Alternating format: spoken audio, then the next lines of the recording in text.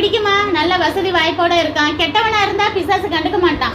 ஏன்னா எப்படினாலும் அவனோட ஆத்மா வந்து அவனுக்கு தான் சொந்தம், பிசாசுக்கு. அதனால கெட்டவங்க வந்து ரொம்ப வசதியா ஹை போஸ்ட்ல இருந்தாலும் அவன் கண்டுக்கவே மாட்டான். ஆனா தேவனுக்கு பயந்து உண்மையா இருக்கிறவங்க, வசதி வாய்ப்போட சந்தோஷமா நிம்மதியா குடும்பத்துல இருந்தாங்கன்னா அவனுக்கு பொறுக்கவே பொறுக்காது.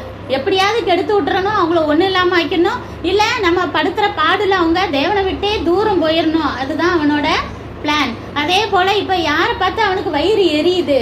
யோபுவை பார்த்து வயிறு எரியுது. அப்போ வந்துட்டு அவன் என்ன செய்யறான்? அப்படியே யோபுவை பார்த்து கண்ணு வச்சுக்கிட்டே வர்றான். இப்போ சாத்தான் வந்து என்ன சொல்றான்னா, ஆமா நீங்க வந்து அவனுக்கு அவ்வளோ வசதி வாய்ப்பை கொடுத்துருக்கீங்க, எல்லாம் வேலி அடைச்சு பாதுகாத்துருக்கீங்க, எதையுமே என்னால என்ன செய்ய முடியல, தொடக்கூட முடியல. அதான் அவன் என்ன செய்யறான்? உங்க மேல ரொம்ப பாசமா இருக்கான், உங்களுக்கு விரோதமா ஒண்ணு கூட பேச மாட்டேங்கிறான்.